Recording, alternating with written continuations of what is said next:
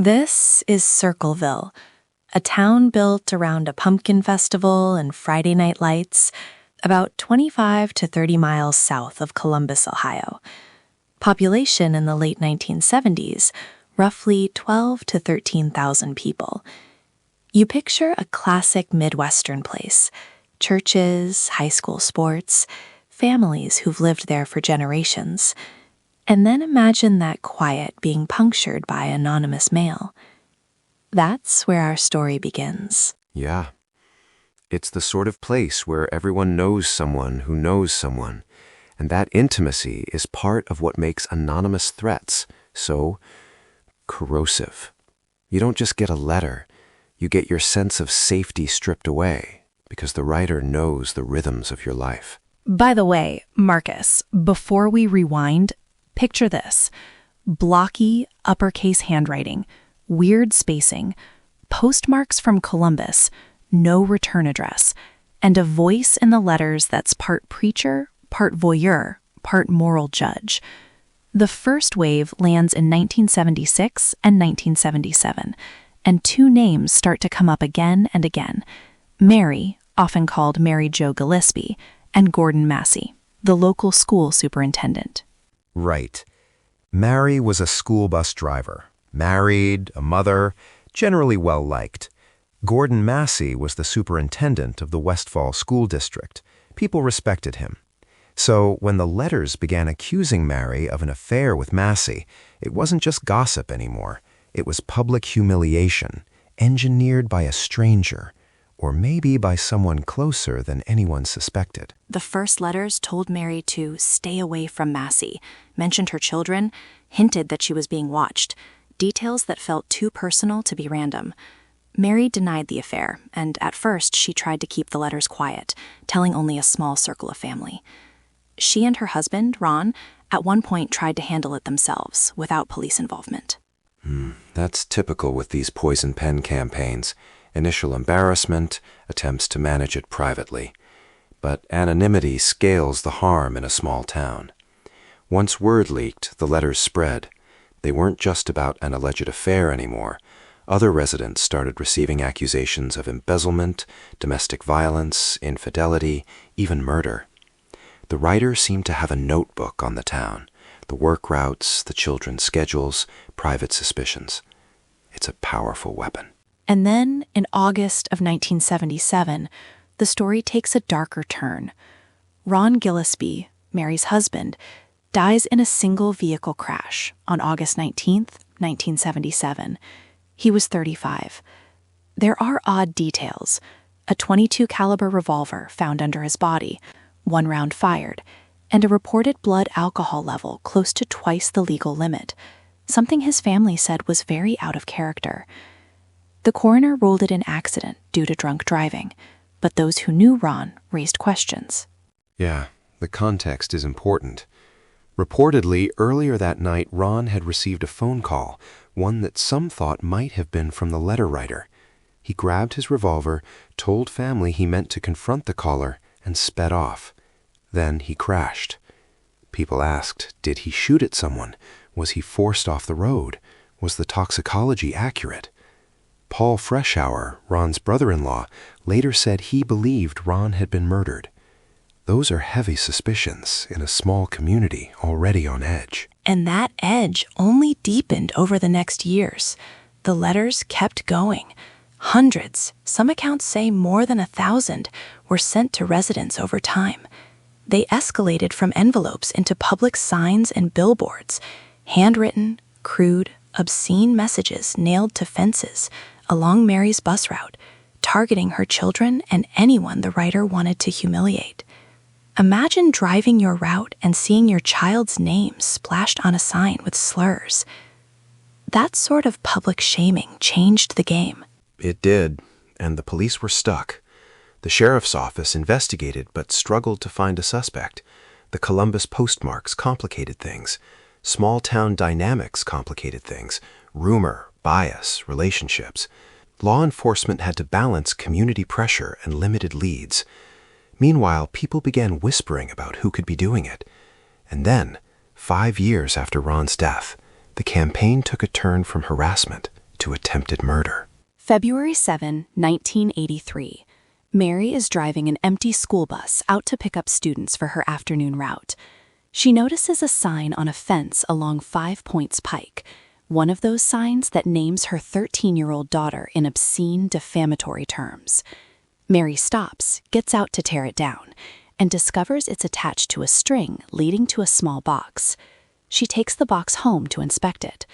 Inside is a loaded .25 caliber handgun rigged as a booby trap, a device set to fire if the sign or string was disturbed. It fails to fire, and Mary survives. Imagine how close that came to being a very different story. It's chilling. The device could have killed her if it had worked. Investigators found the pistol with a partially filed-off serial number. They traced the gun back to Paul Freshour, Ron's brother-in-law. Now we move into a legal drama where the letters themselves are not what's charged. Instead, Paul becomes the prime suspect in the booby trap attempt. Let's stop there for a second. Paul Freshour, married to Ron's sister Karen Sue, worked near Columbus as a supervisor at an Anheuser-Busch facility. Neighbors and coworkers described him as dependable, no significant criminal history. His marriage to Karen Sue was deteriorating by the early 1980s. That personal turmoil becomes part of the motive narrative investigators pursued. Marcus, what strikes you as a psychologist about how family conflict and public shame can create a narrative of motive? There's a pattern we see in these cases. When someone in a tight kinship circle feels shamed, powerless, or humiliated, especially in a public, permanent way like those signs, resentment can build into targeted retaliation. If you add a failing marriage, custody fights, property disputes, it creates a set of plausible emotional drivers. But motive is not proof. It gives investigators a story to follow. The challenge is separating believable motive from actual action. People who knew Paul painted him as calm, yet the evidence, like the gun, put him in the frame. That ambiguity is where small towns lose their equilibrium. Indeed. The prosecution, in the fall of 1983, charged Paul with attempted murder. They presented the gun, with its connection to Freshour, and handwriting analysis comparing the Circleville letters to samples of Paul's writing. Experts testified about matching traits: the blocky capital style, the odd formation of certain letters, like a G that looks unusual, some numbers formed in similar ways. Those comparisons, combined with the gun, led a jury to convict Paul of attempted murder. He was sentenced to 7 to 25 years.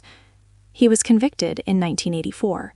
And yet that verdict leaves open a deep contradiction.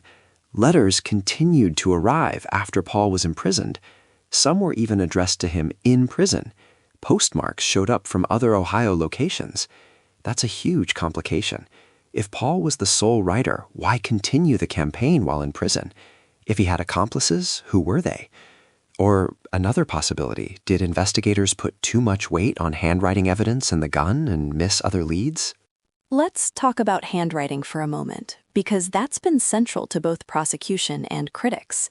In the 1980s, original examiners found multiple similarities between the anonymous letters and Paul's writing. Decades later, in a 48 hours re-examination, forensic document examiner Beverly East looked at the letters and known samples of Paul's handwriting and said she was 100% sure Paul wrote the letters she examined. That's a very strong claim. It is, but handwriting analysis, as powerful as it seems in court, has limits. Critics point out subjectivity, sample contamination, and the potential for bias, especially if examiners know who the prime suspect is. There are also claims that Paul was asked to copy letters during investigation, which could muddy comparisons. On the other hand, multiple examiners, originals and later experts, saw idiosyncratic formations repeated across documents. That consistency can be persuasive, like a fingerprint for handwriting, if the samples are genuine and independent. Right. And remember, the FBI profiler Mary Ellen O'Toole weighed in as well. She suggested the letter writer likely had a serious personality disorder, enjoyed inflicting fear, and would be extremely risk-averse about being identified. She also questioned whether the same person who wrote the letters would build the clumsy booby trap. She suggested the booby trap might have been set by someone else, perhaps someone exploiting the existing terror for a different goal. That's a critical point. The psychological profile of someone who crafts long, anonymous poison pen campaigns points to a need for control, small actions, persistent humiliation. Building a booby trap is a much more overt, risky escalation. It could be the act of someone different, someone who wanted the writer to continue their campaign but also wanted to up the stakes. Or it could be the writer who suddenly snapped. But O'Toole's perspective invites us to consider multiple actors and motivations. And then there's Karen Sue, Paul's ex-wife, who in later reports allegedly told investigators she believed Paul was the writer. Some accounts claim she photographed people who cooperated with media interviews and watched the Unsolved Mysteries production in an angry way. Online researchers and armchair sleuths have floated the idea that she might have framed Paul, or even been the author herself. But Karen Sue was never officially named as a suspect in public records, and there's no disclosed physical evidence tying her to the letters. Marcus, how do you think small-town couples, divorces, and family rancor shape who investigators suspect? They shape it a lot. Investigators look at opportunity, access, and motive. A spouse who had access to a gun could be a person of interest. And when there's a messy divorce, emotions can cloud testimony and create incentives to turn towards someone as the culprit. But suspicion isn't guilt. In tight communities, scapegoating happens, sometimes because a convenient narrative fits the evidence, sometimes because relationships make other leads uncomfortable. Good investigators push past family narratives. Less rigorous ones sometimes stop when the story seems neat. The trial itself was focused on the booby trap, not the letter authorship. The jury convicted on attempted murder. After Paul's incarceration, though, letters continued to be sent, and that fact has fueled arguments that he was wrongfully convicted. His supporters argued, why would the real writer carry on a campaign that undermined Paul's claim of innocence, unless the writer wanted to muddy the picture? Paul maintained his innocence, asked for the case to be reopened, and after parole around 1994, he continued to protest. He died in 2012. The letters, public trauma, and the conviction created decades of unsettled questions. There's also the pattern of timing. Some see the end of the letter campaign around Paul's parole as suspicious, some say convenient. Others see the continuation of letters while he was imprisoned as proof he couldn't be the writer. Both sides have plausible readings. The reality might be more complex. Copycats, accomplices, or someone intentionally keeping the confusion alive. We don't have a simple answer. Let's step back and list the main theories that circulated. 1. Paul as the sole writer. Supporters point to the gun and handwriting. Weaknesses? Letters continued in prison. No direct physical evidence at the booby trap scene. 2. Karen Sue may be involved, or even the writer. Possible motive from marital conflict, access to a gun, but no charges and no public physical evidence. 3. Multiple writers, or a conspiracy. Several people sending letters at different times, which could explain variations and letters from different postmarks. 4. An outsider or town misfit. Someone on the fringe who gained power through anonymity. Those are the main frameworks people use to interpret the messy evidence. And each has pros and cons. Handwriting analysis leans the first way. Behavioral profiling and the continuation of letters in prison lean another. The discovery of a physical device tied to Paul's property leans in a third. It becomes a mosaic of partial proofs, contradictory timelines, and the enduring problem of anonymity. The writer, or writers, had the power to shape the narrative while never fully exposing themselves. The case also intersected with media in interesting ways. Unsolved Mysteries did an episode in the early 1990s, and apparently the show received a postcard warning them to forget Circleville, Ohio, or they would pay, signed the Circleville writer. They went ahead anyway, interviewed people including Paul, and the episode brought renewed attention. Then decades later, CBS's 48 Hours produced an in-depth look in December 2022, bringing new forensic examiners into the public eye and reviving debate about who actually wrote the letters. Right? And media attention can be a double-edged sword. It can open cold cases, push new analysis, and apply pressure for re-examination. But it can also inflame gossip, create narratives that stick regardless of evidence, and put unproven allegations into a wider forum, sometimes turning family members into characters in a story rather than people with real wounds. I want to read you a line from coverage that captures the writer's voice. "You've got hate mail." That was how one gallery of letters was described. The letters mix righteous fury with voyeuristic detail, an attempt to unmask the town's hypocrisy through shame. That's one reason the case resonates. It's not just random threat. It's moral theater played out in envelopes and on fences. And moral theater is a key psychological drive of poison pen writers. They enlist the community as jury and executioner by broadcasting accusations. The writer did it again and again, using public signs to escalate humiliation. That suggests someone who wanted both attention and control. But the booby trap is an escalation we struggle to place. Was it the same signature behavior, or did someone else take advantage of the chaos to attempt murder? We also have to talk about the human cost. Mary and her family lived with suspicion and public exposure. Her husband's death, the attempted murder device, the continued letters, these things would hollow out a family. Her children's names were dragged into the mud on signs intended to shame them. Whole neighborhoods were poisoned by paranoia. Neighbors suspected neighbors. The town's identity, too, shifted, from the pumpkin show to a place haunted by anonymous hate mail. Small towns can live with grudges for years. In Circleville, the letters were a slow burn terror. They undermined trust. People who had once taken comfort in being known suddenly feared being known for the wrong reasons. The psychological aftermath is intergenerational. Kids who lived through it carry a social memory. That's part of why this case remains compelling and painful to people who study it. So where are we now? Modern re-examinations and podcasts have kept the story alive. Online communities trade scans of letters, debate witness credibility, and replay timelines. Forensic document examiners like Beverly East have asserted strong conclusions. Profilers like Mary Ellen O'Toole have urged caution about equating handwriting with total guilt. And as of early 2026, no definitive, publicly confirmed breakthrough, no DNA tie, no additional convictions, has unambiguously closed the loop on the letter authorship. The central questions remain.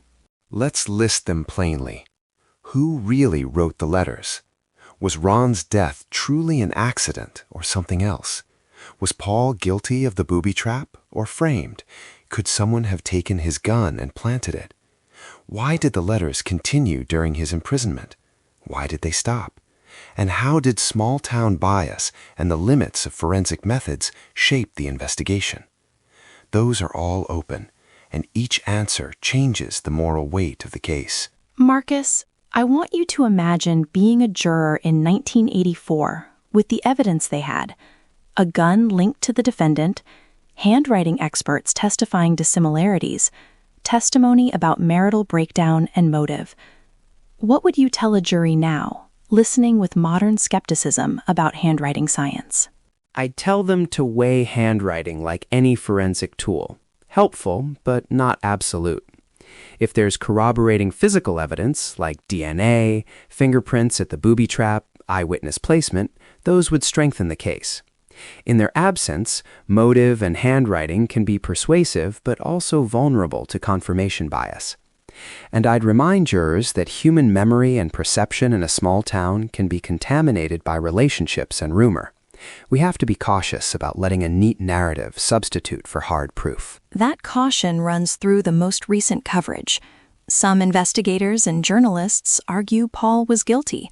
Others say the continued letters prove otherwise, and that the trial focused too narrowly on a single family drama. Bev East's assertion that she's 100% sure Paul wrote the letters is strong, but it sits beside the uncomfortable fact that the letters persisted in his absence. There are no simple answers. There's another angle worth discussing: the limits of investigative resources in small jurisdictions in the 1970s and 1980s. Without modern digital forensics, no social media footprints, no CCTV everywhere, detectives were working with mail, handwriting, and oddball tips. That made postmarks and handwriting more consequential than they might be today. Modern tools like advanced ink and paper analysis, DNA from envelope flaps, or postal forensics might reveal more if the physical evidence was preserved and retested. Right. And that's a question we can't answer from our source material, whether all potentially testable items were preserved or could be re-examined. We can say that renewed media attention in the 2010s and 2020s brought fresh experts back to the files, but it didn't produce a public, conclusive wrap-up. So this story sits somewhere between conviction and unresolved mystery. One more thought on motive and morality. The letters played like a moral litany. You're exposed, you're a sinner. But the writer's moralizing was itself a cruel, violent act. That paradox, that someone purports to expose wrongdoing by committing a different wrong, speaks to the psychology of shame and revenge. The writer weaponized reputations in a place where reputation is everything. And when the town retaliated with suspicion, it created feedback loops that were hard to break. We've talked a lot about evidence and theories. I want to ask you something more personal, Marcus. When you read letters like these and see a town's fabric fray, what stays with you longest? The injuries? The people? The unanswered questions? The people, mainly. The tangible evidence is fascinating, but the psychological wounds linger. The people who were targeted, Mary and her children, the family of Ron, Paul's family, the town at large. Some are dead now. Some carry decades of suspicion. Cases like this are less about the thrill of solving a puzzle and more about the cost of unresolved harm.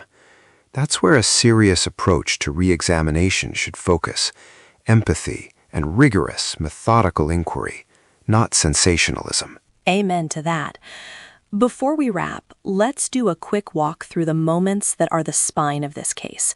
First letters in 1976-77, Ron's death in August 1977, the escalation to public signs, the booby trap discovery on February 7, 1983, the gun traced to Paul, the attempted murder trial and Paul's conviction in 1984, letters continuing during his imprisonment, Paul's parole around 1994 and the apparent end of the campaign, media coverage in the early 1990s, and renewed investigation in 2022 by 48 Hours. Those are the key temporal markers that keep this story moving. And each marker opens a set of questions. The crash forces us to ask whether it was accident or something else. The booby trap forces us to ask who would risk so much. The conviction forces us to ask whether justice was served. The continuing letters force us to ask whether someone else was at work. And the modern re-examination forces us to ask what we do with imperfect evidence decades later. So, where does that leave our listeners? If you're the kind of person who wants certification, ironclad proof, you won't find it here. What you will find is an anatomy of ambiguity, compelling evidence, no doubt, but pieces that don't quite lock together. We end tonight with more questions than answers, because that's the honest position. Marcus, final thought. If someone listening wanted to weigh in or to look at the letters themselves to form an opinion, what would you advise them to do? I'd say read the primary documents with skepticism. Look at the originals or high-resolution scans when possible. Pay attention to changes over time in tone and content. Consider that multiple authors could imitate a style. And always separate psychological plausibility from physical proof. Don't let a compelling story substitute for evidence. And respect that the lives involved here are real. Speculation can do harm. Approach curiosity with humility. That's a good roadmap. We'll add to that, remember the human cost and be wary of turning living people into characters for entertainment. If you want to dig deeper, the reporting from CBS's 48 Hours, the original contemporary news reports, and later podcasts and online research are places to look. But keep the questions open. Who wrote the Circleville letters? Did the writer ever intend to be unmasked? Did the town ever get justice? Those questions still press. And one last eerie note. Anonymity was the writer's most potent tool. In a town so tied to its reputation, anonymous mailboxes became weapons, mailboxes as instruments of terror. That inversion of something ordinary into something lethal is part of why the case haunts people. It's a slow-burn paranoia, a moral ambiguity that never fully resolves. We'll leave you with that image. Mailboxes as weapons, signs on the side of a road, a bus driver tugging a string, a gun that almost fired, and a town that never quite healed. If you have thoughts, or if you live near Circleville and want to share what the town remembered, we'd welcome those respectfully. For tonight, I'm Eleanor Marsh. And I'm Dr. Marcus Llewellyn. Thanks for listening. Stay curious, be kind, and remember, some mysteries don't end with neat answers. They stay with us, asking us to do better. Good night.